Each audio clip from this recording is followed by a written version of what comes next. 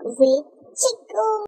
चला मग पलट बनवूया पनीर रेसिपी मधली दुसरी रेसिपी म्हणजेच पालक पनीर. सर्वप्रथम आपल्याला कढईमध्ये पालकामध्ये पाणी ओतून घ्यायचंय आणि गॅस चालू करून घ्यायचंय. उकळी येईपर्यंत आपल्याला पालक शिजून घ्यायचे.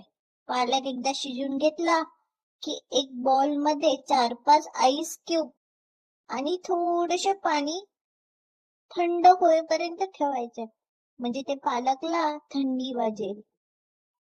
पालक आणि ते जे पालक आहे ते आपण मिक्सर जार मध्ये काढून घ्यायचं.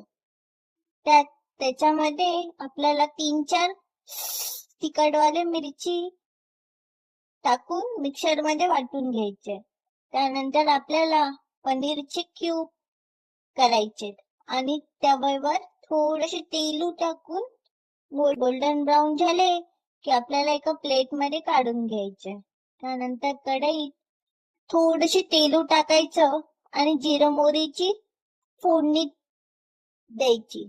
जिरं मोहरी आलं लसूणची पेस्ट टाकल्यानंतर मिक्स करायचं. नंतर कांदा टाकून घ्यायचा.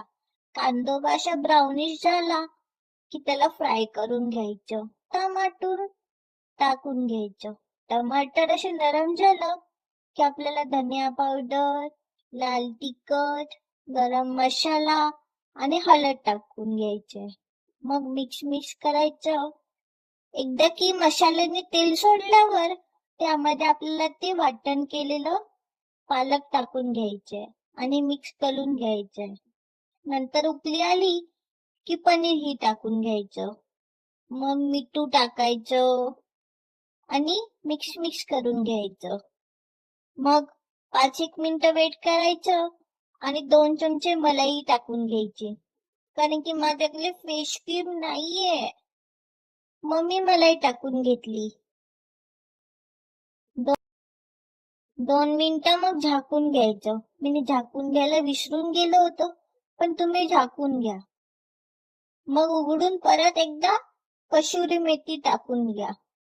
कसुरी मेथी अशी चोलायची आणि त्यात टाकून द्यायची आणि परत ते पाहायचं तर घट्ट झालेलं असतं की समजून द्यायचं पालक पनीर रेडी आहे. सर्व करा. आजची रेसिपी कशी वाटली कमेंट करून सांगा. कुक विथ चिकूला फॉलो करा, सबस्क्राईब करा आणि लाईक करा. Thanks for watching.